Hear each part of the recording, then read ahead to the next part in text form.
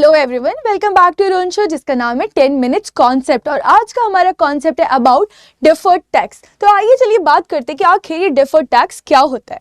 देखिए क्या होता है ना कि जो हमारी कंपनीज होती है, यहाँ पे जो हमारी कंपनीज है इनको करना पड़ता है अपना बुक्स ऑफ अकाउंट प्रिपेयर करना पड़ता है, जिसमें ये प्रिपेयर करती है अपनी फाइनेंशियल स्टेटमेंट्स। तो हमारे यहाँ दो रेगुलेटरी बॉडीज है, ठीक है, जो कंपनी के फाइनेंशियल स्टेटमेंट्स पे होल्ड करना चाहती है कि कहीं ये कुछ फ्रॉड ना कर दे, कहीं ये कुछ ना बहुत बड़ा मिस प्लेस कुछ अपने बड़े बड़े आइटम्स को ना करवा दे। तो इसलिए यहाँ पे क्या होता है, हमारी दो बड़ी बॉडीज आती हैं जो इन पे पूरा रूल्स एंड रेगुलेशंस रखती है। एक तो हमारी होती है income tax department. Income tax department इनके ऊपर पूरे चार्जेस क्रिएट करते हैं कि कैसे आपको अपना अकाउंट प्रिपेयर करना है, कौन कौन सी चीज़ें जिन पे टैक्स लगेगा। तो ये यहाँ पे यूज़ करते हैं अपना इनकम टैक्स एक्ट जो कि है 1961। इसके हिसाब से इसमें इनकम टैक्स रूल्स यूज़ करके, जो कि 1962 है, इन कंपनीज को बताती है कि आपको आखिर कैसे अपने बुक्स प्रिपेयर करने हैं और कैसे आप पे टैक्स लगेगा। उसी के साथ आती है साइमल्टेनियसली हमारी दूसरी रेगुलेटरी बॉडी जो कि है हमारी मिनिस्ट्री ऑफ कॉर्पोरेट अफेयर्स। जो ये मिनिस्ट्री ऑफ कॉर्पोरेट अफेयर्स है, ये भी कहती है कि आप जो अपनी बुक्स बनाते हैं ना उसको आप कैसे प्रिपेयर करेंगे, उनको भी आपको रूल्स एंड रेगुलेशंस के हिसाब से प्रिपेयर करना है और वहां पे आपको यूज करना है कंपनीज एक्ट 2013। तो जब ऐसे दो अलग अलग एक्ट बन गए हैं, ठीक है, फिर एक जो कंपनीज है, एक तो इनको बुक इधर भी देनी पड़ती है और एक बुक इनको या इनकम टैक्स वालों को भी देनी पड़ती है। एक बुक इनको इनकम टैक्स वालों को देनी पड़ती है और एक बुक साथ ही में ये कंपनीज एक्ट के हिसाब से भी प्रिपेयर करके मिनिस्ट्री ऑफ कॉर्पोरेट अफेयर्स को देनी पड़ती है। तो क्या होता है, जब कुछ एक्ट्स और कुछ जो इनके रूल्स एंड रेगुलेशंस है, वहाँ पे क्या होता है कि कई चीज़ों के हमको अगर इनकम टैक्स में हमें क्या मिलता है, डिडक्शन, तो वो डिडक्शंस हमें हो सकता है कॉर्पोरेट अफेयर्स के जो कंपनीज एक्ट है वहाँ पे नहीं मिलता हो। तो इसके कारण क्या होता है, जो कंपनी है उसको दो टाइप से बुक प्रिपेयर करनी पड़ती है।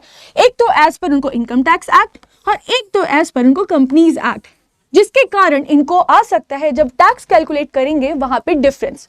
तो वो जो एक डिफरेंस आता है टैक्स में बिकॉज ऑफ यूजिंग दो अलग अलग रूल्स एंड रेगुलेशंस, इसमें जो आएगा डिफरेंस जो टैक्स है, तो इससे क्या होगा कि फ्यूचर में कंपनी को हो सकता है ज़्यादा टैक्स देना पड़ जाए एज कम्पेयर टू आज, बिकॉज हो सकता है कि इनकम टैक्स एक्ट उसे आज डिडक्शन दे रहा हो और साथ ही में कंपनीज एक्ट उसे ना दे रहा हो। तो इससे क्या होगा, जब फ्यूचर में जाके इनकम टैक्स में देंगे तो यहाँ पे उस टाइम कंपनीज एक्ट देना से मना कर देगी। आइए लेते हैं जैसे एग्जाम्पल, जैसे कि डेप्रीसिएशन। एग्जाम्पल में लीजिए डेप्रीसिएशन। अब डेप्रीसिएशन की जब हम बात करते हैं तो हमको यहाँ पे बताया जाता है इनकम टैक्स एक्ट में कि आपको यूज करना पड़ता है WDV। और वहीं पे जब आप ये कॉर्पोरेट अफेयर्स का कंपनीज एक्ट यूज करने जाते हैं तो वहां पे आप SLM मेथड यूज कर लेते हैं। अगर ऐसा होता है तो यहाँ पे ऑफकोर्स हमारा कुछ ना कुछ डिफरेंस आएगा। जब ये डिफरेंस आना शुरू होता है, ये जो हमारा डिफरेंस आया जो हमको टैक्स में इफेक्ट कर रहा है, यहाँ पे फिर हमें क्रिएट करना पड़ता है एक ऐसा स्टेटमेंट जो कि हमको फ्यूचर में जाके इन चीज़ों पे एडजस्टमेंट और हमको इक्वल लेके आएगा। जो वो वर्ड है उसे कहा जाता है डिफर्ड टैक्स। मतलब हो सकता है आज तो नहीं लग रहा है बट फ्यूचर में जाके लग सकता है, या अगर आज आपको लग रहा है तो फ्यूचर में जाके आपको वो अमाउंट नहीं लगेगा। तो ये सारी बात होती है डिफर्ड टैक्स की। चलिए अब हम बात करते हैं इसके फुल फ्लेज मीनिंग में जाके कि द टैक्सेबल इनकम, हमारी टैक्सेबल इनकम कौन सी, जो इनकम टैक्स एक्ट के अंदर हमें बताई गई है। एंड अकाउंटिंग इनकम वो वाली इनकम जिसमें हमने कंपनीज एक्ट 2013 लगा के निकाला गया है, may not be same as the taxable income is calculated in accordance with tax laws. Why जो हमारी अकाउंटिंग इनकम है वो कैलकुलेट कैसी होती है, by applying the accounting policies. इनके कारण जो भी हमारा टैक्स अमाउंट है उसमें डिफरेंस आ सकता है, बिकॉज एक जगह आप कुछ और बोलते हैं और एक जगह आप हो सकता है उसका डिडक्शन ना देते हो, तो इसके कारण यहाँ पे दोनों में डिफरेंस आएगा। और अगर ऐसा कोई डिफरेंस आता है तो उसे क्या कहा जाता है, डिफर्ड टैक्स। फाइनली हमें यही फाइंड आउट करना है कि कोई भी कंपनी हमसे चोरी ना कर पाए, कोई भी जो कंपनीज है, जो भी हमारी एंटिटीज है, वो टैक्स इवेशन ना कर पाए। और उसके लिए कंट्रोल के लिए हमारे पास दो अलग अलग रेगुलेटरी बॉडीज है, ठीक है, जो कि एक हमारे इनकम टैक्स डिपार्टमेंट और एक आते हैं हमारे मिनिस्ट्री ऑफ कॉर्पोरेट अफेयर्स। तो इनको दोनों को अलग अलग हमें बुक्स बना के देनी पड़ती है एज पर उनके रेगुलेशंस के हिसाब से। चलिए, तो यहाँ पे हम निकाल लिया, क्या हमने को पता चलेगा कि डिफर्ड टैक्स आखिर क्या होता है। डिफर्ड टैक्स हमारी जो भी अकाउंटिंग इनकम है और जो भी हमारी टैक्स की हमारी वैल्यू है, उसमें जो हमको डिफरेंस आता है वो होता है हमारा डिफर्ड टैक्स, ठीक है। तो डिफर्ड टैक्स भी फर्दर दो चीजों में डिवाइड किया जाता है। एक होता है हमारा परमानेंट डिफरेंस। ये जो डिफरेंस होता है ये कभी भी आपका रिवर्स नहीं हो सकता है, ठीक है। अगर आपने ऐसा कुछ काम किया है डिफर्ड परमानेंट डिफरेंस वाला, जैसे कि आपको भी एग्जांपल आगे बताऊंगी क्या होता है, अगर आपने वैसे कोई आपने अपनी एंट्रीज की है या फिर आपने ऐसा कोई ट्रांजैक्शन किया है, तो जो है हमारी डिफर्ड टैक्स यहाँ पे आपको कभी भी उसको रिवर्स करने का चांस नहीं देती है।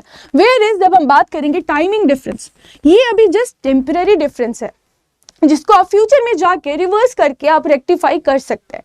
तो अब बात करते हैं हम timing difference and permanent difference की। तो चलिए यहाँ पे हम पूरे फुल फ्लेश बात करेंगे। फर्स्ट होता है हमारा परमानेंट डिफरेंस एंड सेकेंड है हमारा टाइमिंग डिफरेंस। तो पहले बात करते हैं हम लोग परमानेंट डिफरेंस की, जो कि है permanent difference originate in one period and do not reverse. ये कभी भी जाके रिवर्स नहीं होता है, ठीक है। एग्जाम्पल देखिए, जैसे कि fines and penalties paid to governments for violation of the law. अब ऐसी हरकत आपने कर दी है कि गवर्नमेंट को आपके ऊपर फाइन्स एंड पेनल्टी लगानी पड़ गई, तो ऐसे में गवर्नमेंट बोलेगी कि इसका आपको जाके रिवर्सल नहीं मिलेगा, कि आपको इसको टैक्स बचा ले आप इसको यूज करके। तो जब ऐसी चीजें होंगी तो वो क्या होगा, हमारा परमानेंट डिफरेंसेस। और वही बात करते हैं अब टाइमिंग डिफरेंस की, जो कि है timing difference originate in one period and are eligible for reversal in subsequent periods. अगर आज आपको छूट मिल गई है तो आगे जाके वो उन पे टैक्स लग जाएगा, और अगर आज टैक्स लग गया है तो आपको आगे जाके उस पर टैक्स से सेविंग कराई दी जाएगी, ठीक है। जब ये ऐसा सीन होगा तो उससे कहा जाएगा टाइमिंग डिफरेंस या फिर हमारा टेम्परेरी डिफरेंस। और यहाँ पे एग्जांपल आता है हमारा डेप्रिसिएशन। जैसे एक जगह आपको बोल दिया जाता है इनकम टैक्स में कि आपको यूज करना है WDV, और वहीं आपका जब आता है कंपनीज एक्ट तो वहाँ बोल दिया जाता है कि आप यूज कर लीजिए क्या SLM। तो जब आप ये डेप्रिसिएशन का अमाउंट निकालेंगे तो वहाँ पे आएगा आपको हमेशा कुछ ना कुछ डिफरेंस।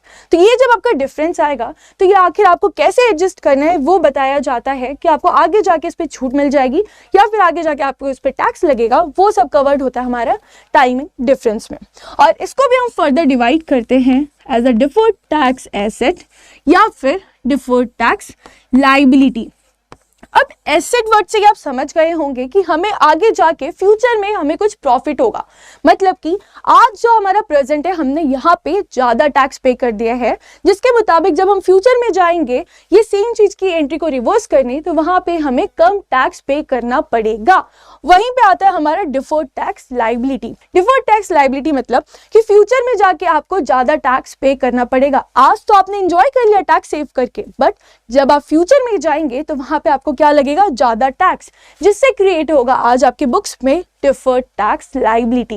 तो ये सारी चीजें होती है हमारी डिफर्ड टैक्स के बारे में। Hello everyone, welcome back to our show जिसका नाम है 10 मिनट्स कॉन्सेप्ट। और अब तक हम लोग ने बहुत सारे कॉन्सेप्ट्स देख चुके हैं, और अगर आपने वो नहीं देखा है तो आई रिक्वेस्ट कि पहले वो सारे जाके देखिए कॉन्सेप्ट, बिकॉज वहां पे हमने बहुत अलग अलग चीजों की कॉन्सेप्ट की बात करी। कहीं हमने फिनेंस की बात करी है, कभी हमने टैक्स की बात करी है, कहीं हमने ना कुछ कॉस्ट की भी बात करी है। एंड अगर आपको ऐसे कॉन्सेप्ट्स में अच्छा लगता है या आपको कोई कॉन्सेप्ट जो समझ नहीं आता है और आपको जल्दी से समझने की बहुत इच्छा है, तो आप कमेंट्स में मुझे जरूर बताइएगा।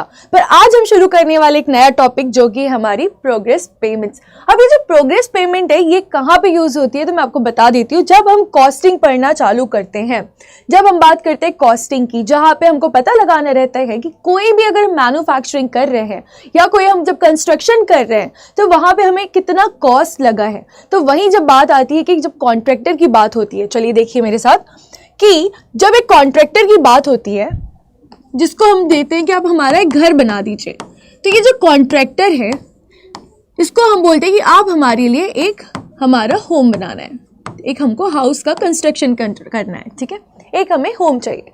तो उसके लिए क्या होगा, यहाँ पे हम एक कॉन्ट्रैक्टर को अपॉइंट करेंगे और वो जाके सारा ये कंस्ट्रक्शन करना शुरू कर देगा।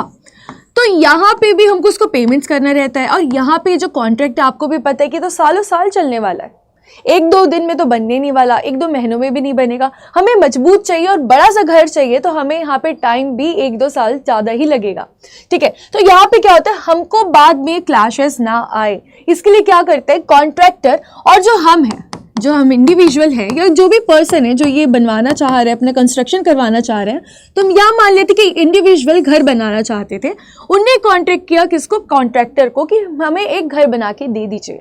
तो यहाँ पे क्या होगा, इन दोनों के बीच में आगे जाके क्लैशेस ना आए करके सबसे सेफ साइड हो गया कि इनने करवा लिया एक कॉन्ट्रैक्ट, कि हम बनवा लेते हैं एक कॉन्ट्रैक्ट, और कॉन्ट्रैक्ट में हम हर चीज लिख देंगे कि किसकी रिस्पॉन्सिबिलिटी क्या है, पेमेंट्स कब कब होना चाहिए। अगर आपने भी घर बनाया होगा तो आपने भी देखा होगा, अगर आपने ना विदाउट अपने ये लिखा जोखा के बनवा दिया होगा तो बहुत ना नोकझोंक हो जाती है, बिकॉज स्टार्टिंग में उसको कॉन्ट्रैक्ट चाहिए तो वो बहुत अच्छे से बात करेगा, बहुत मीठी मीठी बात करेगा, पर जैसे ही टाइम पास होने लगता है, फाउंडेशन खो दिया, उसके बाद वो गायब होने लग जाते हैं, क्योंकि उनको और काम लेना है, वो दूसरे काम उठाने के चक्कर में अपना घर बनाना ही छोड़ देते हैं। तो ये सब दिक्कत ना हो, पेमेंट्स की क्लैशेस ना हो करके क्या होता है, हम बनवा लेते हैं कॉन्ट्रैक्ट। इस कॉन्ट्रैक्ट में हम बात करते हैं कि अगर हमें चाहिए 4 मंजिला घर, हमें चाहिए 4 फ्लोर्स का, अगर ऐसा है तो हम क्या करेंगे कि उसको बोलेंगे जितने भी काम आपका होता जाएगा उसके हिसाब से हम यहाँ पे आपको पेमेंट्स करेंगे। मान लीजिए कि हमने बोला जब ये फाउंडेशन बन जाएगा, तो ये फाउंडेशन बनने के बाद ही हम आपको 10% का पेमेंट करेंगे। फिर उसके बाद बोला जैसे ही फर्स्ट फ्लोर बन जाएगा हम आपको पेमेंट कर देंगे रिमेनिंग 20% का। उसके बाद हमने बोला जब सेकेंड फ्लोर बन जाएगा तो हम आपको पेमेंट कर देंगे 30%।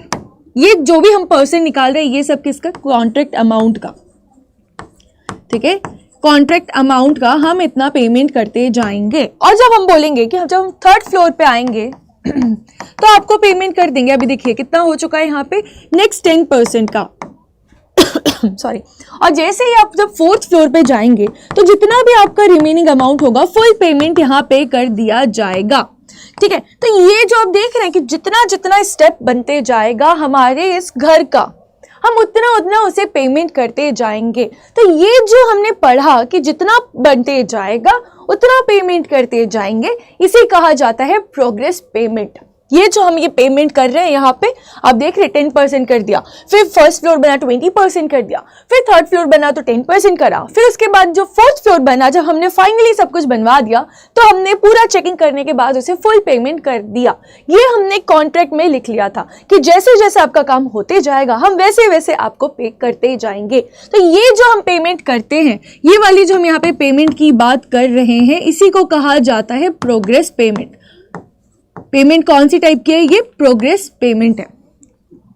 और ये हम बात करते हैं कहाँ पे, मेनली जब हम कॉन्ट्रैक्ट करवाना चाहते हैं, हम एक कॉन्ट्रैक्टर के साथ कोई कंस्ट्रक्शन कराना चाहते हैं। जैसे आप बहुत लोगों की सिटी में मेट्रो के काम हो रहे होंगे तो वहाँ पे भी उनको आए दिन कुछ ना कुछ पेमेंट तो करना ही पड़ता होगा। तो बिफोर ये सब चालू होने के पहले ही जब टेंडर फाइल किया होगा जिसने मेट्रो बनाने का लिया है, उनने पहले ही यहाँ पे एग्रीमेंट कर लिया होगा गवर्नमेंट के साथ कि इतना इतना पेमेंट हमें इंटरवल्स में चाहिए ताकि आगे जाके ना दिक्कतें ना हो।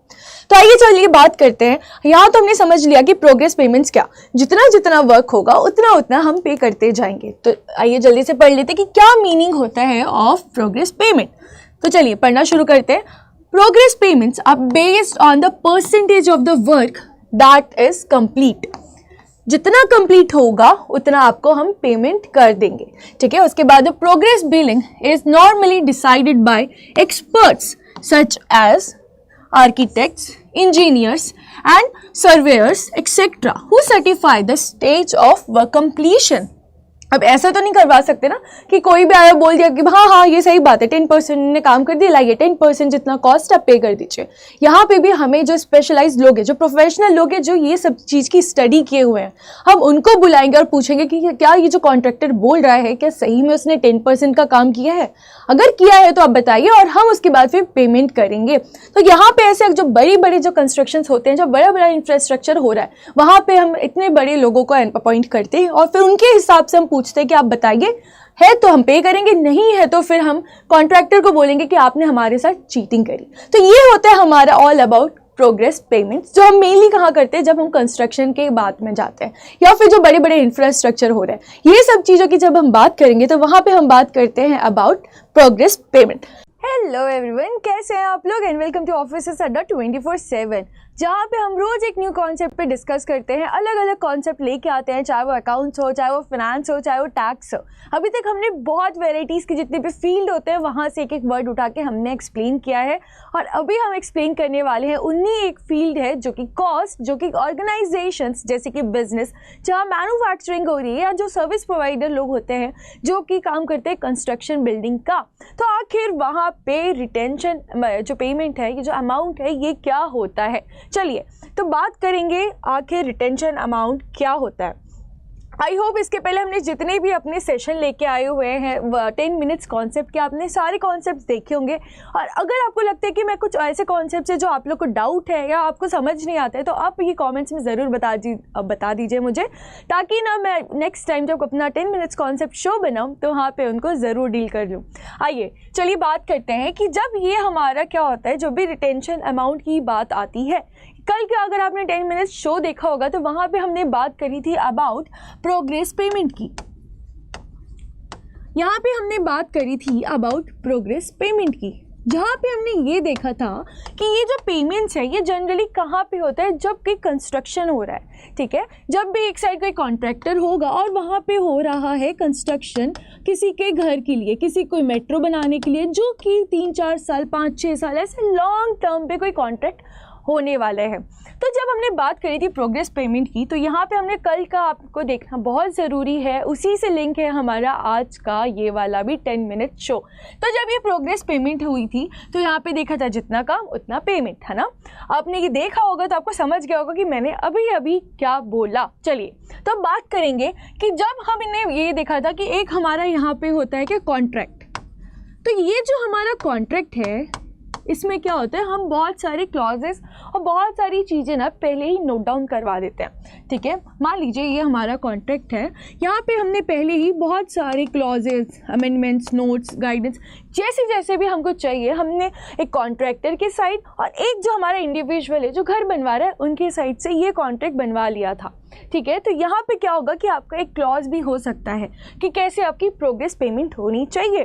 बट क्या होता है कि जब आपको बुलाया जाएंगे किसको, जैसे कि जो हमारे इंजीनियर्स है, जो आर्किटेक्ट्स है, जब ऐसे हमारे स्पेशलाइज्ड लोग आएंगे ये देखने कि जितना हमने कंस्ट्रक्शन बोला था, मान लीजिए कि आपको ये घर बनाना था, ठीक है, ये आपने बोला था मुझे घर चाहिए, ये घर में आपके 1 फ्लोर 3 फ्लोर 4 फ्लोर ऐसे 4 फ्लोर का आपको घर बनवाना था।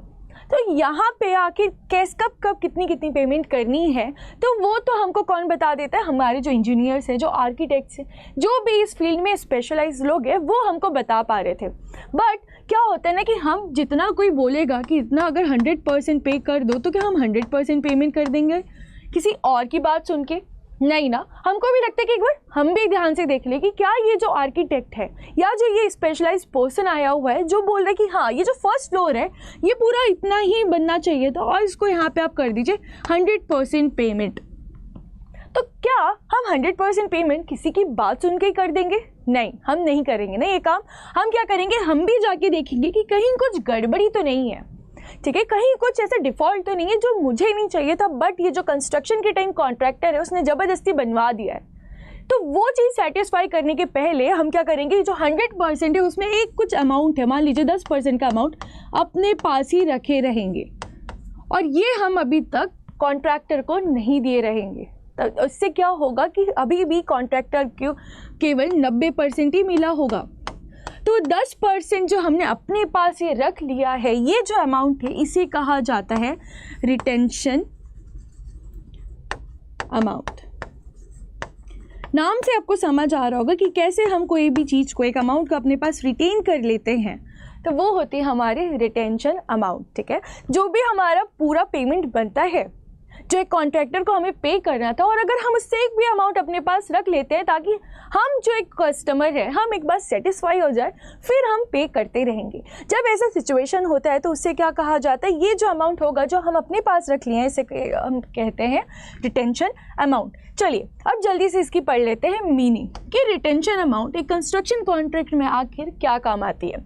देखिए, the customer keeps some amount of money out of the progressive bill payments. Progressive bill payments कौन निकाल के देता है हमें? जनरली जो स्पेशलाइज लोग होते हैं या जो हमारे कॉन्ट्रैक्ट में लिखा होता है उसमें से ही एक अमाउंट हम जो कस्टमर है अपने पास रख लेते हैं with himself as retention money security deposit to ensure that the work is carried out as per the plan agreed to in the contract and that there are no defects in the end work.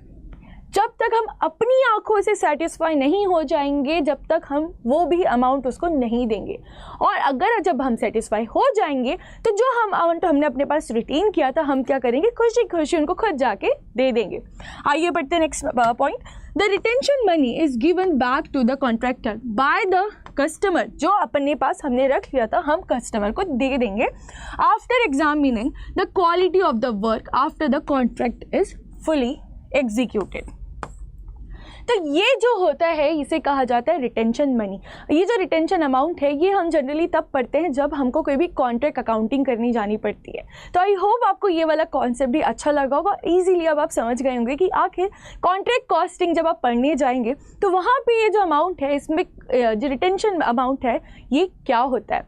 Hello everyone, welcome back to रोंचा जिसका नाम है 10 minutes concept. और अब हम बहुत आगे तक आ चुके हैं जहाँ पे हमने वेराइटी ऑफ कॉन्सेप्ट्स अभी तक डिस्कस कर चुके हैं। तो आज एक और ऐसे न्यू कॉन्सेप्ट लेके आ रही हूँ जो कि यूज होता है हम जब कॉस्ट पढ़ने जाते हैं, जहाँ पे हम लोग पढ़ते हैं कॉन्ट्रैक्ट कॉस्टिंग। वहाँ पे वन ऑफ द एक क्लॉज आता है जो कि हमारा एस्केलेशन क्लॉज। तो चलिए आइए बात करते हैं आज एस्केलेशन क्लॉज आखिर क्या होता है। हम सबको पता है कि जब भी हम घर बनाते हैं तो इट्स बहुत बड़ा काम है ये, तो यहाँ पे हमें बहुत सफाई से और सावधानी से करना पड़ेगा, क्योंकि अगर हमने ध्यान नहीं दिया कि हमने किससे कॉन्ट्रैक्ट किया है, क्या वो कॉन्ट्रैक्टर का बैकग्राउंड है, तो हमें ना फ्यूचर में जाके आ सकती है तकलीफ। क्योंकि यहाँ पे अगर हम कुछ भी बहुत बड़ा कंस्ट्रक्ट करवा रहे हैं तो वहाँ पे हम 5-6 साल 10-20 साल ऐसा उनके साथ कुछ कंस्ट्रक्शन पे हमने टाई अप किया होगा। यहाँ पे फिर हम क्या बनाएंगे, अगर ऐसी चीज अब करने वाले हैं तो हमको यहाँ चाहिए रहता है मेनली एक कॉन्ट्रैक्ट। अगर हमारे पास कॉन्ट्रैक्ट नहीं हुआ तो आपको भी पता है कि कोई भी बात किसी के लिए भी मुंह से बोली हुई कोई काम की नहीं होती है, अनलेस एंड अनटिल वो रिटर्न ना हो। हर चीज में हमें कहीं ना कहीं कुछ चीज में डाउट हो सकता है, बिकॉज कल कौन पलट जाए हमें नहीं पता। इसलिए सेफ साइड क्या होता है कि जो एक कॉन्ट्रैक्टर है और जो एक कस्टमर है वो दोनों मिलके कॉन्ट्रैक्ट सेट कर ले कि भाई हम अगर 5-6 साल में अपना कंस्ट्रक्शन करवाना चाहते हैं तो क्या वो जो कॉन्ट्रैक्टर है हमारा, वो जो कॉन्ट्रैक्टर है चाहे वो हमारा कस्टमर है, क्या वो दोनों तैयार है इस टाइम पीरियड के लिए। और यहाँ पे जो भी बदलाव होगा, जो भी मटेरियल्स है, जो भी यहाँ पे लेबर्स है, अगर इनमें कुछ भी प्राइस अप होता है या डाउन होता है तो क्या ये सब चीजें ये दोनों इजीली फेयरली डील कर पाएंगे कि नहीं वो सिचुएशन पे। इसलिए क्या किया जाता है कि यहाँ पे क्लॉज लिखा जाता है, जिस क्लॉज में बताया जाएगा कि अगर नहीं, देखिए जब आप रियल वर्ल्ड में बात करेंगे तो वहां पे अगर नहीं होगा, है ना, वहां पे क्या होगा कि होना ही है। आप देखिए जो चीज हमको 10 साल पहले केवल 10 रुपए की मिल जाती थी 1 kg, मान लीजिए पर केजी, क्या वो आज उतनी ही मिल रही है हमें? नहीं, because of inflation, because of महंगाई ये चीज हो चुकी होगी ₹15 पर केजी। आप देख रहे हैं। तो ऐसे ही जब यहाँ पे हम जो चीज मटेरियल यूज करेंगे, जो हमारे लेबर आएंगे काम करने के लिए, क्या वो जो 5 साल पहले हमें आज ₹100 पर डे मिल रहे हैं, तो क्या वो 5 साल बाद जाके आफ्टर 5 years हमें उस टाइम पे भी क्या ₹100 पर डे पे मिलेंगे? नहीं ना, वो तो चेंज हो जाएंगे। वहां पे वो बोल सकते कि हम अब मांगते हैं ₹200 पर डे। अगर ऐसा होता है तो ये जो चेंजेस हो रहा है बिकॉज ₹100 का, तो आखिर आप इसको कैसे डील करेंगे? Who will bear this extra ₹100? तो ये सब जो हम लोग के फ्यूचर में जाके प्राइसेस बढ़ सकते हैं, इसके लिए सेफ साइड अभी से तय कर लेना इस कॉन्ट्रैक्ट में, उसे कहा जाता है एस्केलेशन क्लॉज। एस्केलेशन क्लॉज जिसको अभी हम पढ़ने वाले हैं, ऐसे कॉन्ट्रैक्ट में लिखा जाता है। ठीक है, यहाँ पे बनाया जाता है आपका एस्केलेशन क्लॉज। चलिए तो अब आगे बात करते हैं, इसको पूरा देखते हैं और फिर हम बात करेंगे कि क्या आखिर इसमें क्या क्या चीजें इंक्लूड होती है। तो देखिए मीनिंग ऑफ एस्केलेशन क्लॉज है कि as a contract is spread over a long period of time. अगर वो 3-4 महीने का हुआ तो इतनी कोई महंगाई एकदम से कुछ बदलाव नहीं आएगा, अनलेस एंड अनटिल मार्केट में कोई कंडीशंस खराब ना हो जाए। ठीक है, तो ये जो टाइम पीरियड है ये हो सकता है हमारा 1 साल से ज्यादा का ही मिली, हम ये मानते हैं, बिकॉज तभी हम महंगाई को मेजर कर पाएंगे। ठीक है, because of long period of time the contractor runs the risk of price escalation of input cost, therefore an escalation clause is normally included in the contracts to safeguard the contractor।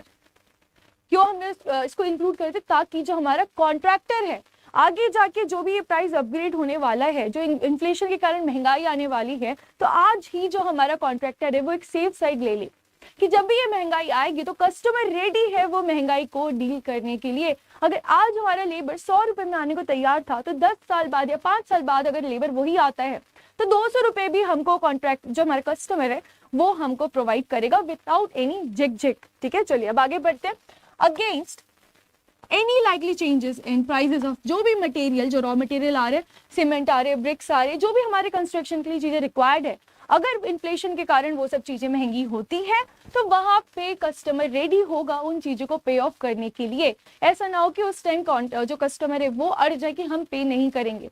तो ये safe side के लिए क्या करते हैं कि एक escalation clause दिलवाया जाता है कॉन्ट्रैक्ट में, ताकि उस टाइम अगर जो कस्टमर है वो डिनाई कर दे तो वो जो हमारा कॉन्ट्रैक्टर है उसके पास वो हो जाएगा कि वो एलिजिबल हो जाएगा कोर्ट में उस कस्टमर को ले जाने के लिए कि भाई आपने तो ऐसी बात करी थी, ये हमारा लीगल डॉक्यूमेंट तैयार हुआ था और अब आप यहाँ डिनाई नहीं कर सकते हैं। एंड प्राइस किसमें चेंज होता है, जैसे कि लेबर में। इन दो चीजों के कारण जो भी हमारे चेंज होते हैं कॉन्ट्रैक्ट के ड्यूरिंग पे, ये सबको कहा जाता है एस्केलेशन क्लॉज। देख रहे हैं, मतलब एस्केलेशन मतलब जो भी हमारा महंगाई होने वाला है ड्यूरिंग जो भी लॉन्ग टर्म पीरियड में, उसे कहा जाता है एस्केलेशन क्लॉज, जो कि कवर होगा हमारे कॉन्ट्रैक्ट के अंदर।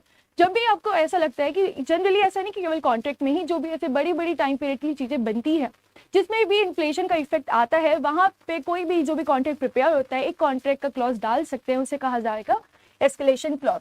Hello everyone, welcome back to your own show जिसका नाम है 10 मिनट्स कॉन्सेप्ट। और अब तक हमने बहुत सारे कॉन्सेप्ट्स ना कवर चुका है। कभी हमने कोई फाइनेंस का कॉन्सेप्ट कवर किया है, कभी हमने कुछ टैक्स के कॉन्सेप्ट कवर किया है, और अब हम कॉन्सेप्ट कवर कर रहे हैं जैसे कि कॉस्ट के अंदर ऑर्गेनाइजेशन कैसे अपनी कॉस्टिंग निकालती है, वो सारी चीजें हम लोग कवर करते आ चुके हैं। और आज हम एक और ऐसे टॉपिक पढ़ने वाले हैं जो कि है सर्विस कॉस्टिंग। आखिर ये जो सर्विस कॉस्टिंग है ये क्या होता है, आइए देखिए।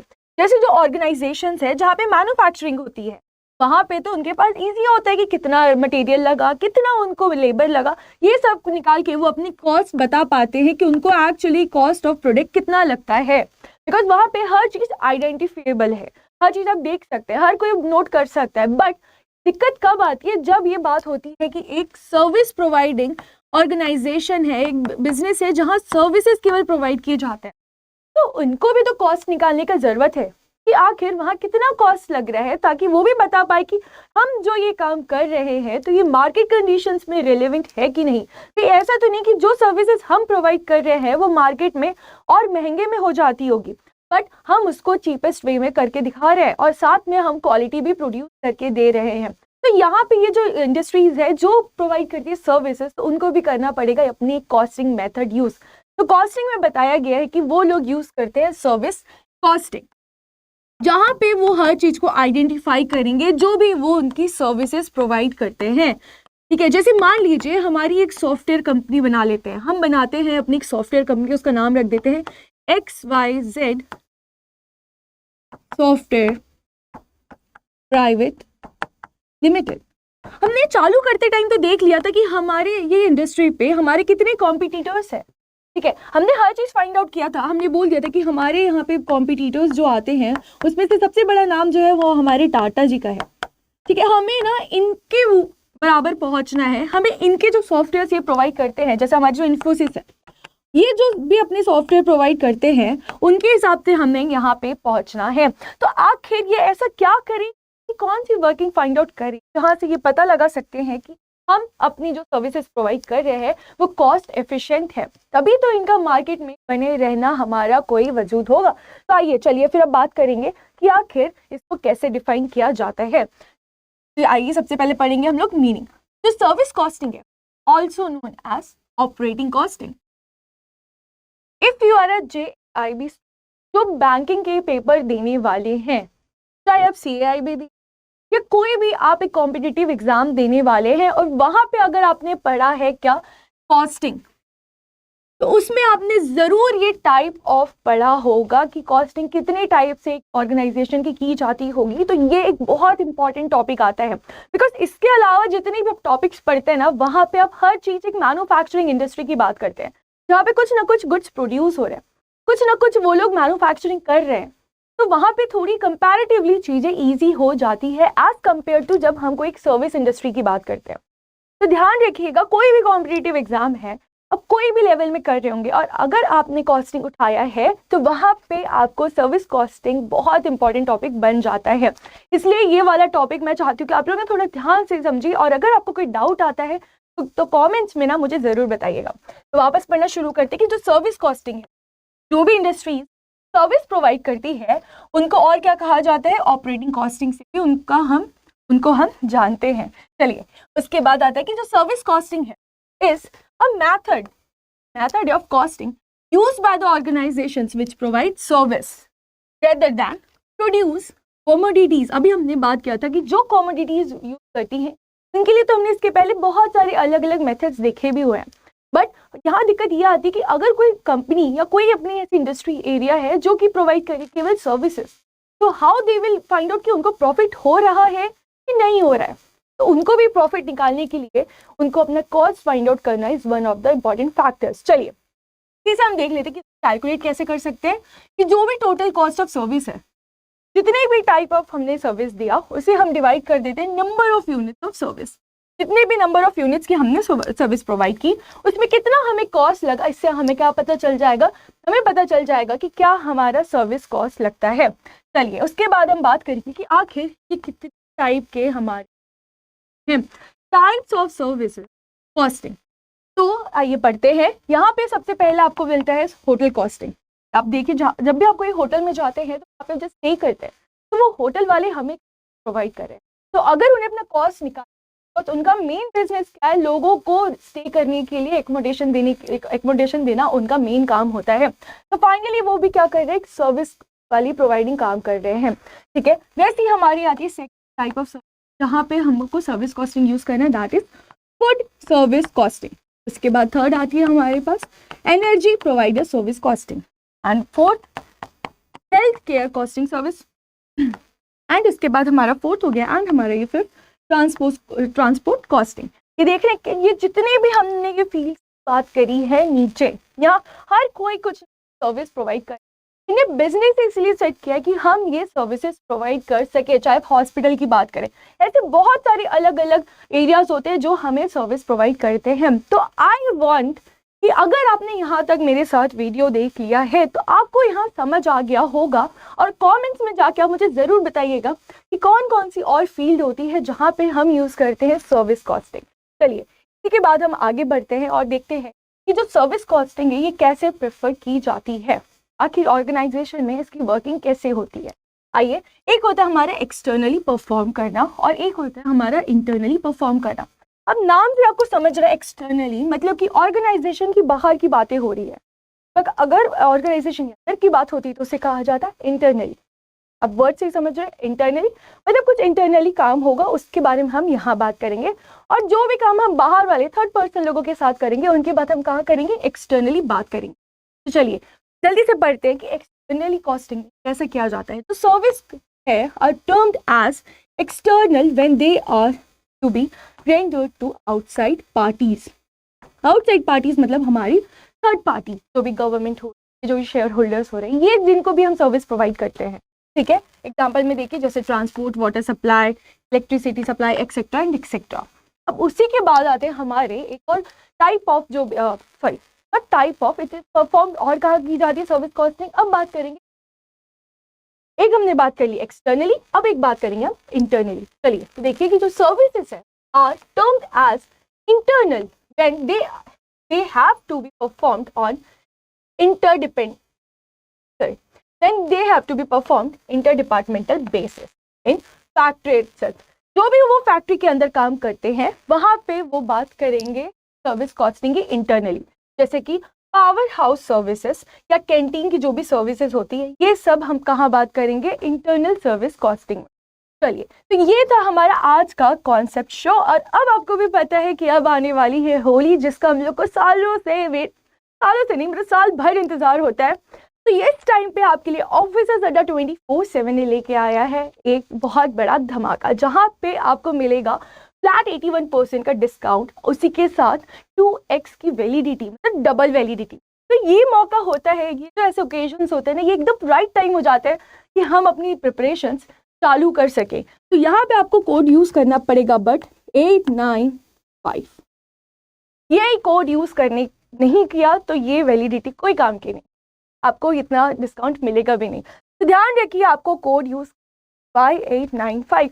और इसी के साथ अगर आप चाहते कि क्या क्या बैचेस हैं जो आप लोग लेके आते हैं, एक बार हमें वो भी बता दीजिए। तो आइए चलिए जल्दी से आपको मैं बता देती हूँ क्या क्या बैचेस हैं जो ऑफिसर्स अड्डा 24/7 आप लोग के लिए प्रोवाइड कर रहा है।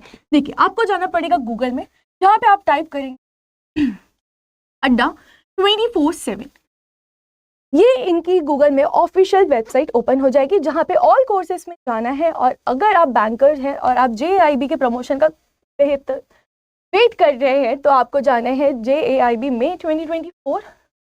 यहाँ पे क्लिक करते ही आपका सेशन खुल जाएगा।